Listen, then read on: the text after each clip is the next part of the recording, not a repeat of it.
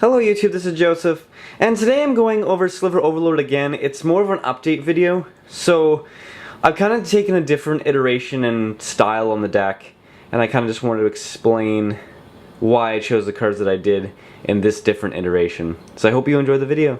The goal of this deck will be to play Aluren and Cloudstone Curio. Aluren lets you play creatures at instant speed with converted mana cost 3 or less for free, and Cloudstone Curio lets you bounce non-artifact permanents when they come into play. So the idea is that I'm going to be using Enter the Battlefield abilities, have access to all 5 colors, and I'm going to win through this combo. Some of my secondary combos is between All Is Dust and Ghost Flame Sliver. I can make all my slivers colorless and then make my opponent sacrifice all their permanents, not mine. And Unnatural Selection and the Chain Link both let me take control of my opponent's creatures by making them into slivers. So from my ramp package we have Soul Ring, Training Grounds. This lets me play activated abilities for 2 less generic mana. Burgeoning lets me play numerous lands per turn. Feldor Stone, you know, my opponents are going to be running a similar color if I'm running all 5 colors. Bloom Tender again is one that's awesome. If you have Sliver Overlord out in the field, this taps for 5.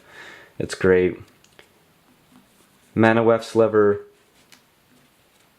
Gemhide Sliver, taps for any colors.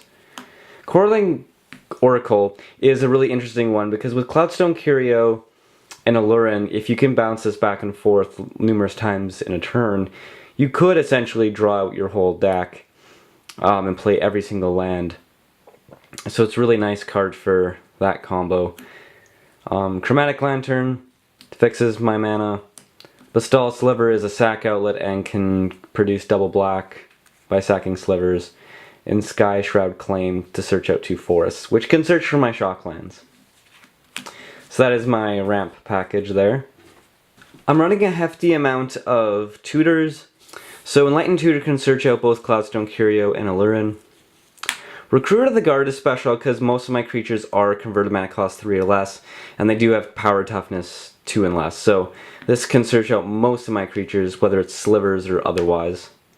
You'll note that this deck isn't running entirely slivers. I'm running kind of a human and sliver tribal build. It's kind of like I'm marrying the 2 tribes.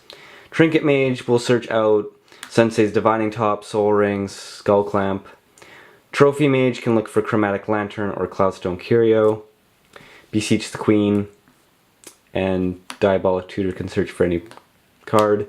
Bring Delight's cool because you can basically find any of your Sliver Lords. The next section of cards are kind of like card filter / card draw. So I have Sensei's Divining Top, Miri's Guile. The reason I'm not running Sylvan Library is because these kind of do the same thing. It lets me filter the top of my library and make sure I'm drawing the cards that I need, whether it's a land or otherwise. Skull Clamp draws lots of cards. Mentor of the Meek can draw me cards. Ristic Study.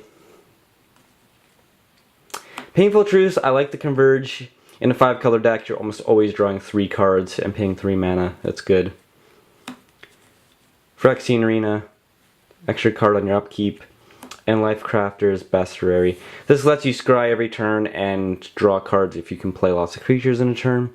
So I think it synergizes well with the overall theme of the deck. Then to protect my combo, I also need ways of bringing cards back from the discard pile if they die and go to the graveyard. So I've Eternal Witness, can bring back any card. Renegade Rallier is a nice one because if you time it well with a fetch land, you can bring back the fetch land, get extra value. It kind of ramps you and does different things. It's very utility oriented. Patriarch's Bidding. I'm usually going to choose slivers, but sometimes choose humans if it's relevant. All Sun's Dawn basically draws you 5 cards because you have a card of every color in your discard pile. You can bring them all back. It's great. And Sun Titan. Most of my creatures are going to be converted mana cost 3 or less, so this brings back a lot of my essential cards. So for my removal, one of my favorite cards I just haven't been able to play in any decks yet, and I really just want to play just with, is Rishikard Cut Purse. Whenever it comes into play, Each opponent sacrifices a permanent unless he or she pays 1. Well, if you can play this numerous times in a turn, and your opponents are tapped out, you can just make them sacrifice a whole bunch of their permanents. Maybe even wipe the whole board. I think there's a really cool synergy with this card in the deck, and you know, sometimes it literally is just a dead card in your hand if they always have mana available, but sometimes when it does pay off, it pays off well, and you're going to be really happy that it did and that you're running it. Aether Adept both can return your creatures for extra value or your opponents if they're a threat. Reflector Mage, good for just unsummoning those threatening creatures. Necrotic Sliver, another sack outlet and destroys permanents. Harmonic Sliver lets you play, like, have all your slivers destroy artifacts and enchantments. Wipe Away is one of my recent finds for a removal spell, and I'm really liking it. Having Split Second and being able to return any permanent to an owner's hand is really powerful. Crows and Grip, again, another solid one. I'm running Anguish Unmaking and Utter End because they can just hit anything for the most part, any non-land permanent. Cyclonic Rift is one of my keyboard wipes, and Austere Command because it can hit your choice of creatures with converted mana cost 3 or less or 4 or greater.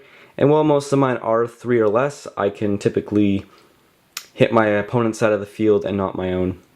So I think it's quite powerful. Then we need some ways to protect Sliver Overlords, so I'm running Swiftfoot Boots, give them Hexproof and Haste. This sliver makes all my slivers have Shroud. Hibernation Sliver can bounce your slivers to your hand, which can be relevant if you want to reuse Enter the Battlefield abilities. This one can also return exile creatures to avoid board wipes by flipping coins.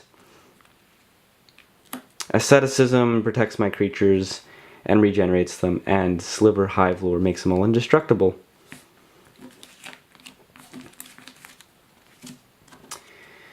And then finally, this last batch of cards is kind of more combat focused and maybe just utility or miscellaneous. So giving all my slivers flying is relevant.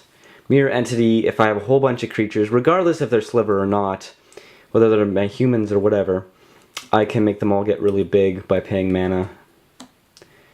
This one gives all my slivers haste and another sack outlet, so it's good that I have 3 sack outlets in total.